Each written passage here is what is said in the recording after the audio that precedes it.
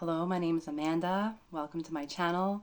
Today we're going to talk about the divine human being, the body, the mind, the spirit that is not machine-like, it's not robot-like, it doesn't need to take direction from AI, it doesn't need to take direction from robots or computer programs, it doesn't require synthetic injections or insertions of technology in the body to evolve. It does not require hybridization in any way.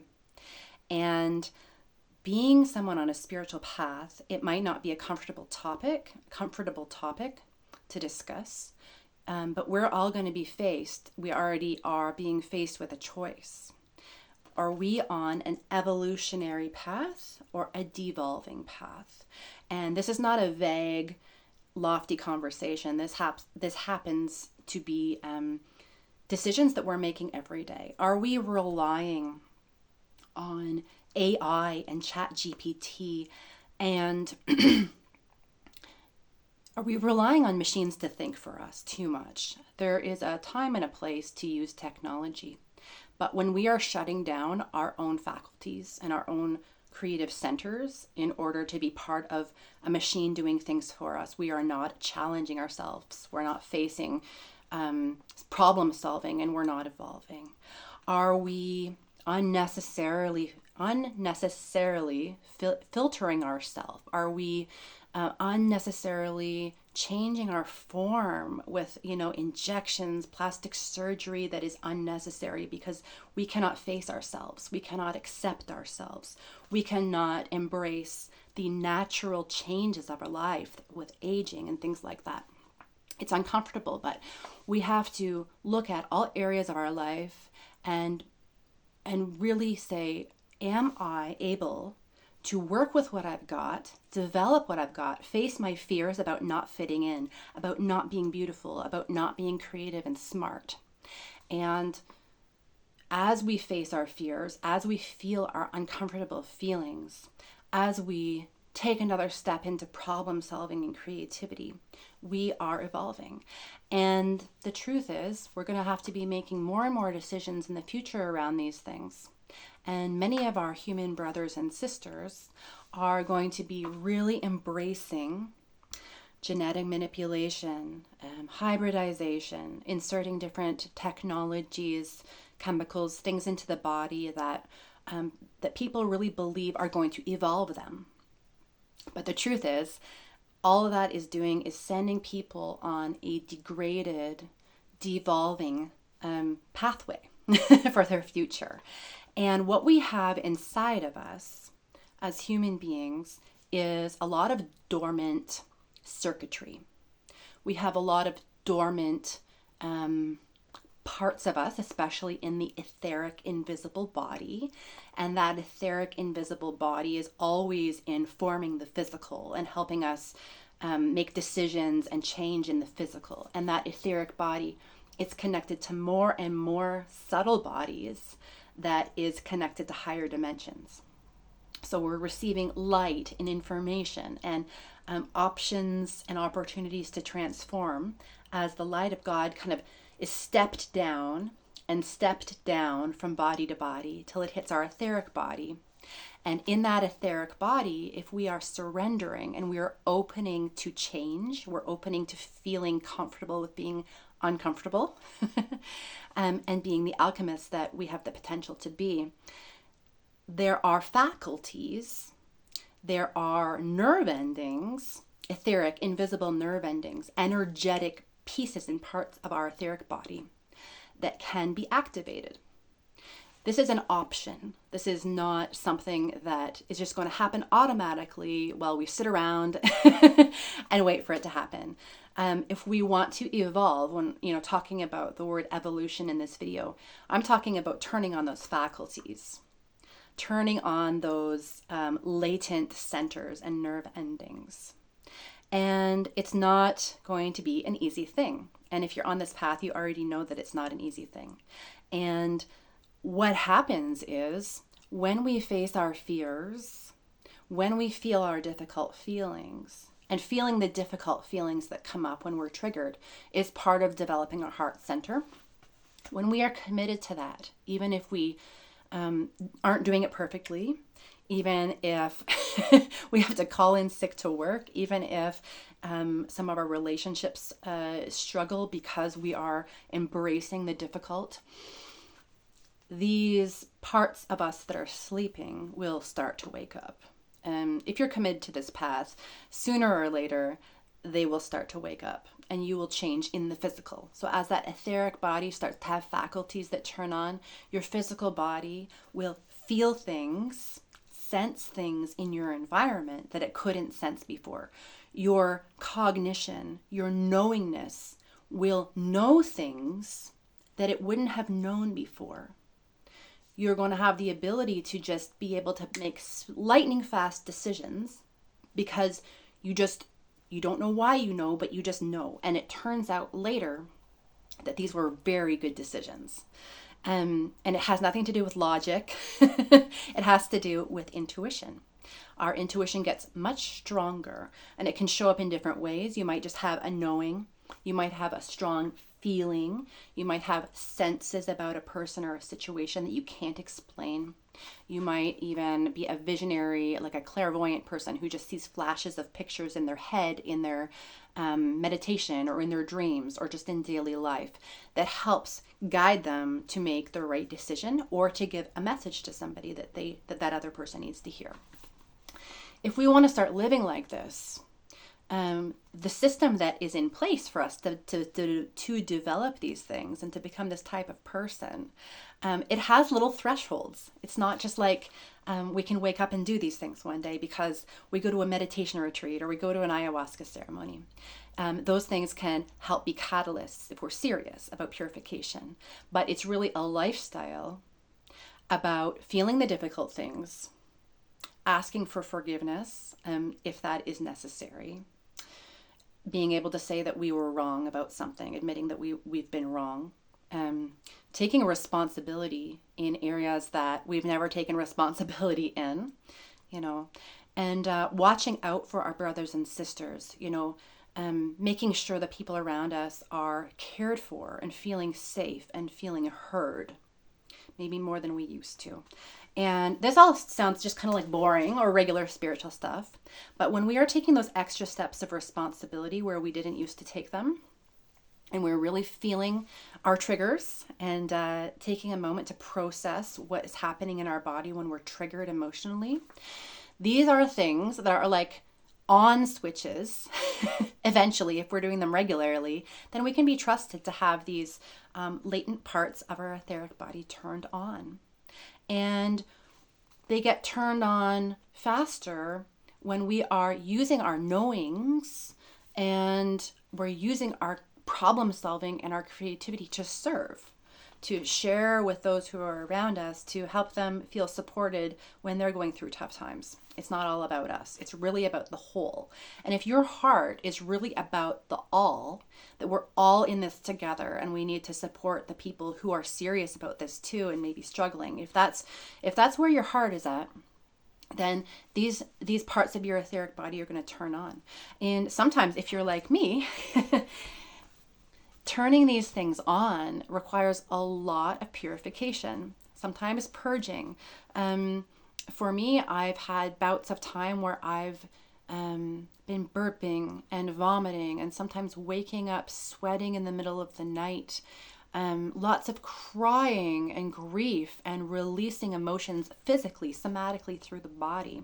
And so when the etheric body has been kind of like bunged up with blocks from our traumas in this life and previous lives, we're not really in the great condition to be able to wake up these latent nerves, these latent etheric nerves and centers and faculties.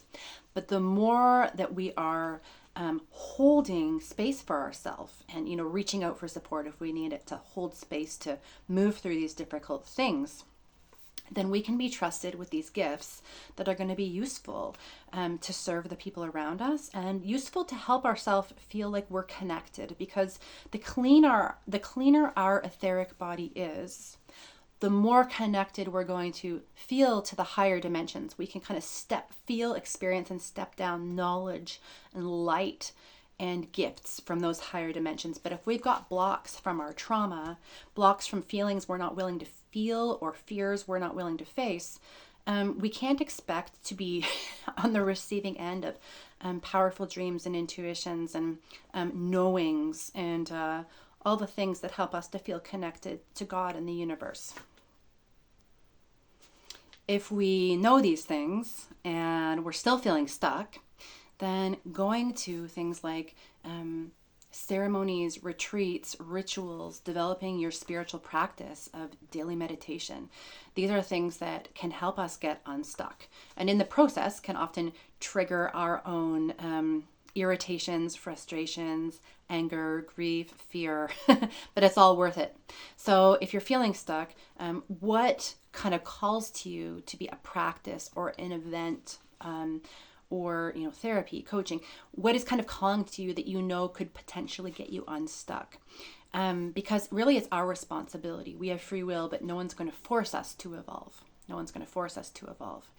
And yeah, all ancient traditions, if you remove the dogma, the materialistic, human control aspects that were kind of added into religions later on when we went into the Dark Ages, if you go back to the root of ancient traditions, mystery schools across the planet, before it was all about, religious services and controlling people and making laws, it was mystical. It started off with human beings having mystical experiences where their lives were absolutely changed and transformed by those mystical experiences and how they changed their lives after, what they taught to the people around them, teaching those people to also connect themselves and doing practices together. So if you go back to the root of all of these wonderful traditions, we find that it's literally all about the alchemical process. It's all about an inner process, not an outer process of relying on technology, not an outer process of inserting things into our body or trying to morph how we physically look to fit in.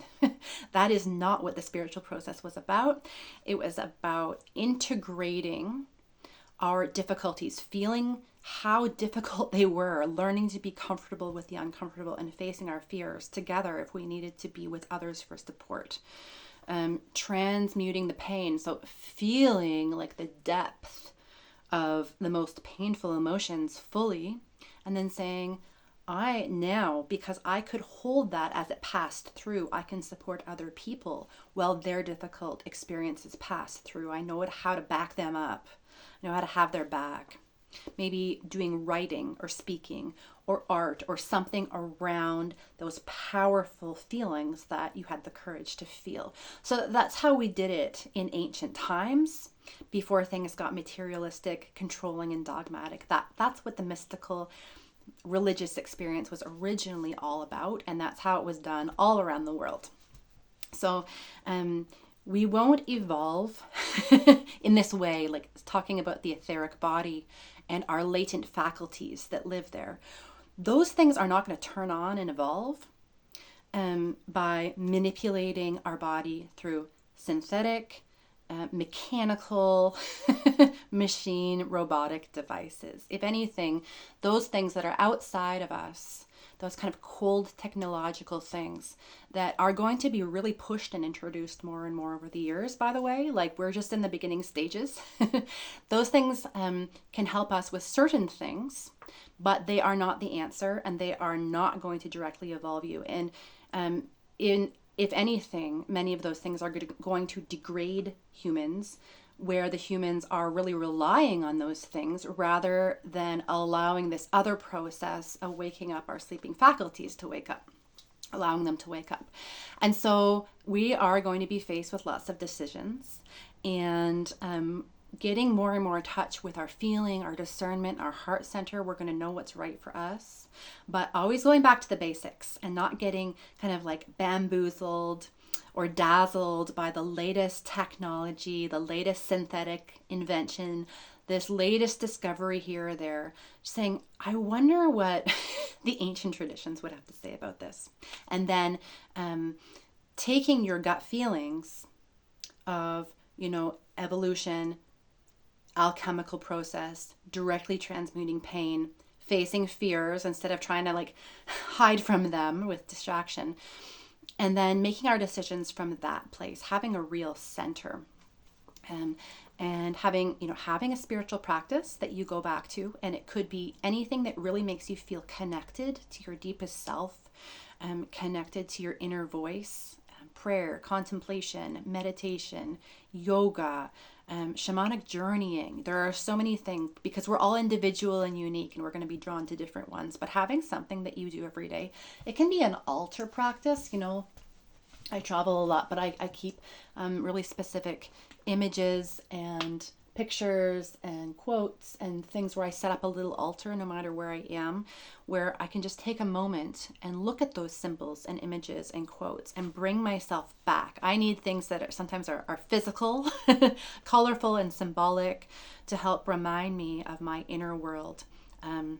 So having a spiritual practice is something that really keeps us centered. We can be very outward looking, outward focusing, screen focused, news story focused, the loudest person in the room getting the attention and distracting us. And so part of our task is literally to silence that stuff. For me personally, I deactivated social media years ago. I do not read the news. There are plenty of people around me who are always ready to inform me on the most important stories. And I can research things if I'm interested, but really cutting down on what is influencing your consciousness, because our consciousness is our greatest currency. And also I would say that our holy teacher Gigi Young talks about the body being the holy human form. So your holy human form that contains a connection to the etheric body and all the sleeping faculties, as well as the consciousness, the awareness that we have. These are our currencies. And many people are just outsourcing this currency, giving it away by allowing themselves to be distracted into timelines, to be distracted into ways of living and ways of thinking that are coming from someone else's ideas. Often people who are making money off of the fact that you are getting sucked into their story. And their stories often involve fear and often involve things that are not true and are not based on ancient traditional teachings. And so we have free will. We can be distracted to what's going on around us and be overly focused on that. But if you are somebody who is looking for a direct path of evolution, it's the transmutation of pain rather than being distracted or projecting your pain onto somebody else. And those painful blocks that live in the etheric body, no one's going to remove those for you. No one's going to come. This is your chance to use your own responsibility and your own ability to grow your resilience and your ability to hold whatever comes. And every time you choose to feel your feelings, every time you choose to process through difficult triggers, you go in your room, you close the door, you turn off your phone, and just really feel or cry or whatever it is that you need to do. These are all gifts to yourself. And if it hasn't happened already, you'll notice it starts to open layers of your heart center. It starts to make you feel more connected to beautiful people and beautiful things and nature, and the more experiences and beings that are on like a more evolutionary, higher timeline that is invested in the good of all. And our heart will start, actually, it's like the heart center, one of the things that it does, it's magnetic. It will magnetically attract to you the right people at the right time, the right places, the right opportunities, and the right situations. Not always, because we always have lessons to learn and people and situations that challenge us, but more often than not, you'll find that you're running into and connecting with people who are supportive of you. And when you are able to remove these blocks by feeling difficult feelings, and more of these supportive situations and opportunities start to show up, you start to realize there's actually something to all this. As hard as it is, especially in the beginning or for many years, there is something to this feeling our feelings and facing our fears and getting comfortable with being uncomfortable. It's not always going to be uncomfortable. And after plenty and plenty of practice, being comfortable with being uncomfortable starts to be a thing. You guys know this if you have ever, trained for something, or if you're like a cold water plunge person. I've been that person on and off. And it's always like, the first few times where you do the cold plunge where you just want to like, you don't think you can stand it, but then after a few times you can stay in longer and longer. It's not a big deal. It's the same thing with being committed to our spiritual process and feeling through difficult feelings that are in the etheric body. So yeah, facing your fears, and if you feel stuck, going to those modalities, retreats, ceremonies, rituals, daily meditation practice, and just being really open, allowing yourself to be surprised and not being afraid. And yeah, the most amazing asset that you have, your holy human body and your awareness, and just being really calculated with what gets your attention, and also who gets your attention. People who are not cheering you on, who are not excited for your victories, who don't genuinely love to appreciate what you bring to the table. Those people they should have less and less space in your life. Naturally, you'll start to feel as these sensing abilities turn on more and more for you. You'll sense people's intentions. Even if they're saying the right thing, they're being kind and they're being nice, you can sense what's behind that more and more as you become more discerning. As you do this work, things will become very obvious. You'll see the wolves in sheep's clothing, whether it's a person standing in front of you, whether it's your brother, whether it's somebody on TV, whether it's someone, who's so-called channeling an entity. You'll start to be able to pick up on the fact that there's a lot of deception going on around us, which can be really disheartening, but true. And the faster that you accept that, the better. But this work allows you to really discern who has your back, and you'll be able to see people in situations, a long time coming, make a choice about them. And then by the time they get to you, even if there's some deception going on, you'll know what your answer is. So it's a really comforting place to be when that starts to happen. And that's when you start to find that even though your circle might not be great, the ones that are there, whether they're in person or virtual, they are the ones that matter. They're the ones who are true. We're going to see who and what is true more and more the more we do this work, which is, something that technology is not going to be able to provide us. Technology is never going to be a substitution for your own intuition. One other thing that's not a comfortable topic, but it has been my experience in ceremony, plant medicine ceremony, and it has been a teaching that I've heard from other teachers, most recently Gigi Young, but it is now my knowing, not just my belief, but my personal experience and my knowing that the lower astral beings, kind of energetic parasites or demonic entities, they are real.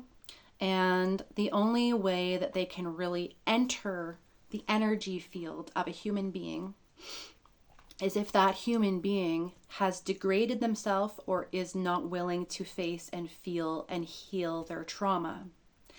And so a person who is on a de-evolution timeline, who is degrading their human body through synthetic or technological procedures, is going to be more of a target for these kind of influences or entities. There's nothing that we need to be afraid of when it comes to negative entities. They're just literally energetic parasites or beings that want to be in the energy field of something that is a human being that has an energetic field that is a match for them, that is a match for their intentions and vibrations. And when we are degraded and we are not healed of our traumas, or at least in the process of that, we are basically like an open door. And it's not a comfortable thing to talk about.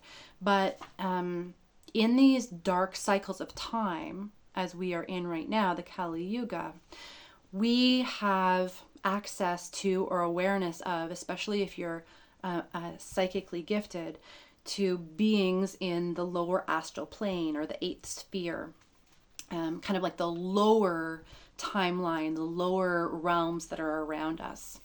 And we become accessible to them. It's an initiation, basically. It's nothing to be afraid of, but we need to know that this is what they're looking for. They're looking for more of a source of light, an energy source, a human being with an energy field around them that is just kind of in pain or in denial or not able to face their fears. And so this is part of why we really don't want to go down this machine-like degrading the human body timeline, because we're just going to be opening the doors, creating an energy field that is the opposite of an organic evolution. And yeah, just again, we're going to see so many people just running towards hybridization, genetic manipulation, allowing their body to be changed by these things. This is going to be what we're going to see, and we're not to be shocked, but we're to know that we have a choice and to be very aware of the consequences energetically and spiritually of these choices. So it is a free will universe. We're never separate from God, but we can make decisions around our body that create barriers from our connection to the higher dimensions, that create more blocks rather than less in our etheric body.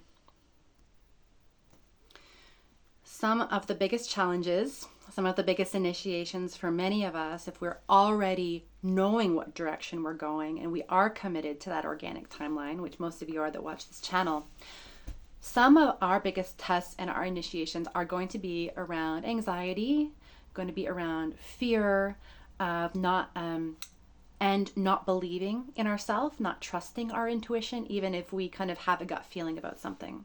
This is an edge for a lot of people at this time. And sometimes we have a fear of the unknown, a fear of the unknowable.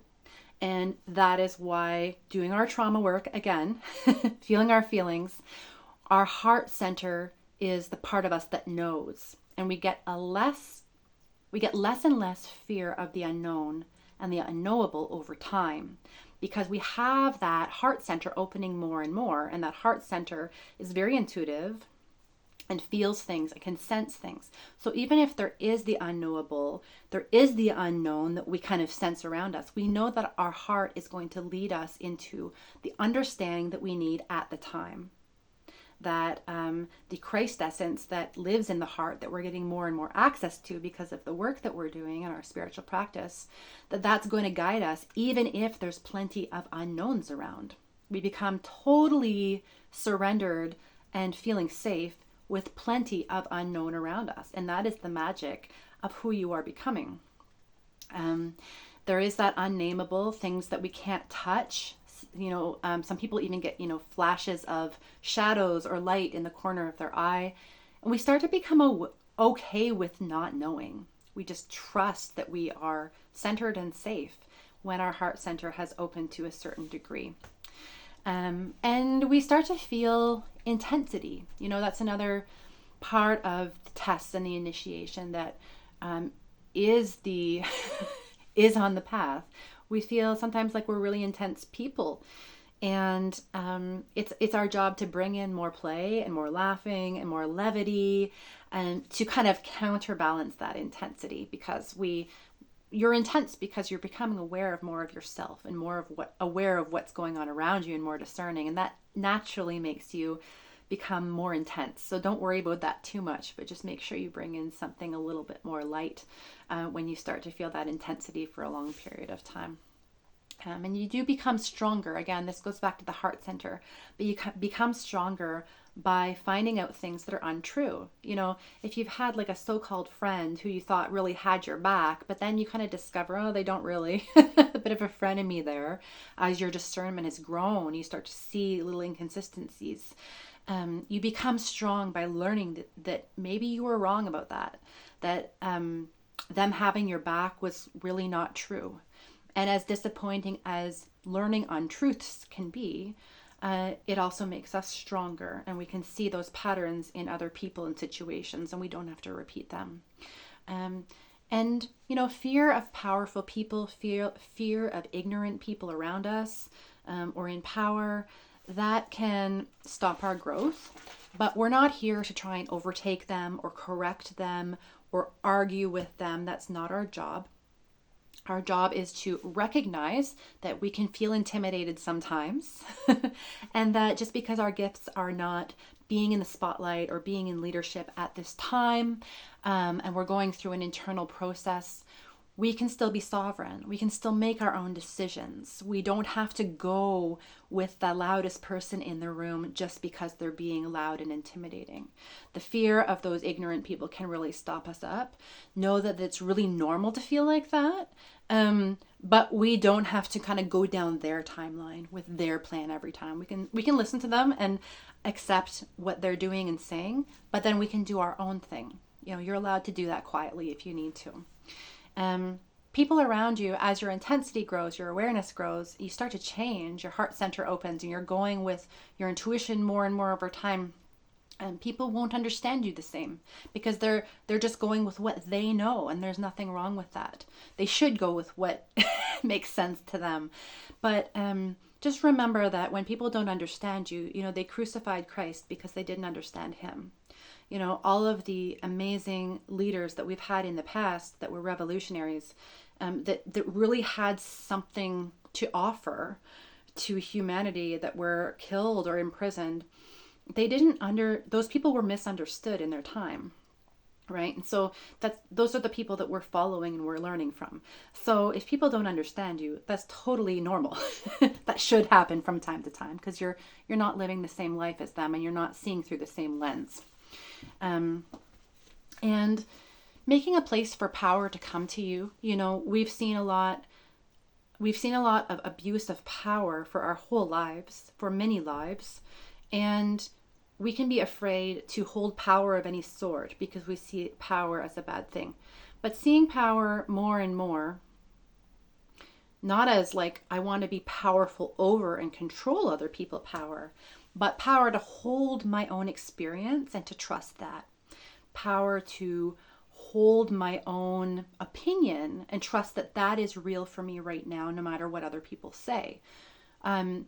Power to be diligent in my consistency. Power to take responsibility for my life and take responsibility for supporting the vulnerable people around us. Power, these are all powerful things, but they're not controlling and powerful over other people. So getting more comfortable with holding those powers is something that we really need to become more comfortable with in these times. And as you do these things and all the other things that you're called to do, you are transforming. You're not going to see it right away, but sometimes you just wake up and you're like, whoa, I am not the same person as I was at this time last year. And these are all evidence that your etheric body is clearing and that it's transforming and your faculties are waking up, even if they're not dramatic clairvoyant skills. You're becoming a person that can hold power, that knows things, that is hearing from their intuition more often, and that is committed to feeling what maybe you were unable to feel at this time last year. This is all building that container that you are becoming to hold more high vibration from the divine. And as those high vibrations from the divine come and are filtered down into your energetic bodies, into your etheric body, you will become the person that you always wanted to be. Even if you don't know what that looks like right now, your soul knows where it's taking you. And so in this whole process, we don't become dazzled just because there's some latest technology. We don't become dazzled because AI can do this latest, greatest thing. We observe it. We see how it could potentially help our process, but we don't take guidance from it and we don't trust it.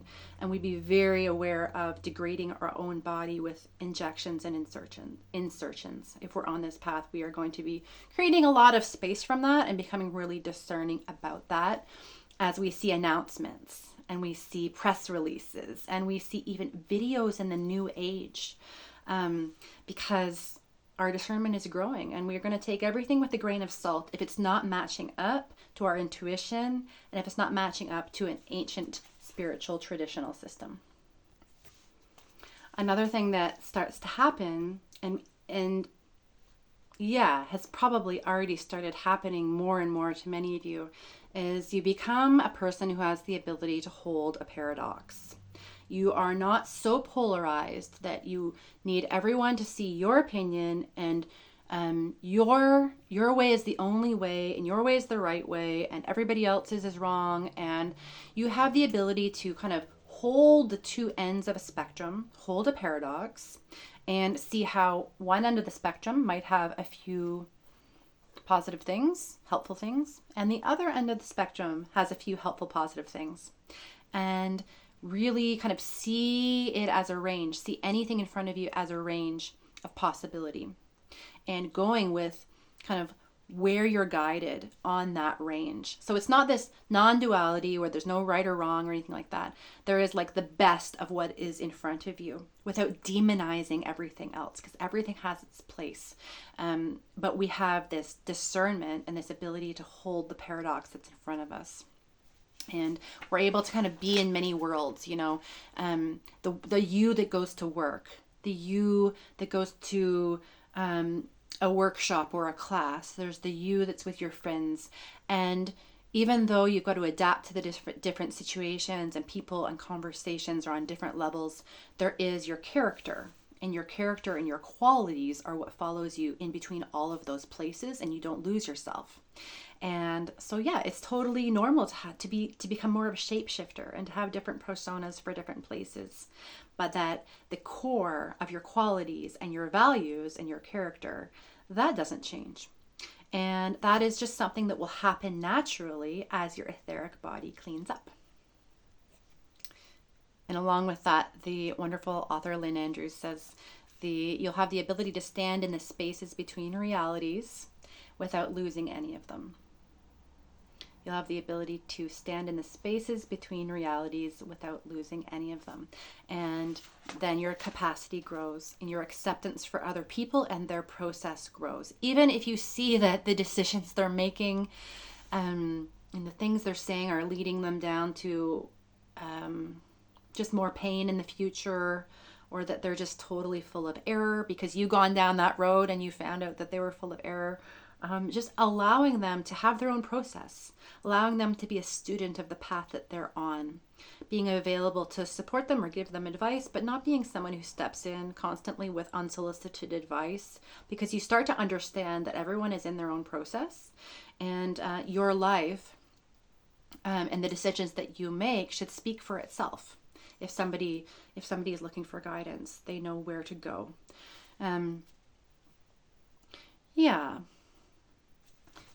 Just know that there's your soul, your higher self, always just kind of quietly waiting, knocking on the door for you to step into your next highest timeline, for saying yes to the next uncomfortable decision, facing the next fear. Never forcing you, never rushing you, but that when we take a moment of quietness and just turn everything off and we ask ourselves, what is being asked of me to say yes to right now? What is being asked of me to say no to put a completion on that's no longer working for me right now? And in what ways am I possibly giving up my power, giving up my sovereignty to the distractions around me because they're loud, demanding, or intimidating? Constantly going back to that. And as we do that, as we just keep going, we recognize and discern all of these announcements, all of these technologies, all of these discoveries. We take it with a grain of salt. We don't go down rabbit holes that are just really obscure. We go back to our center. If we keep on that path, then we will evolve. Then our faculties will continue to turn on in that etheric body. Yeah. Thank you for liking and commenting. So glad you're here. So glad you're feeling the comfort within the discomfort, along with the rest of us who are committed. You're not alone. Many of us are placed in areas of the world, areas of our cities where we don't know a lot of other face-to-face human people who are doing the work, and sometimes that's by design. by design, but we are all here and we are all doing it in spirit together. So other than that, journey well.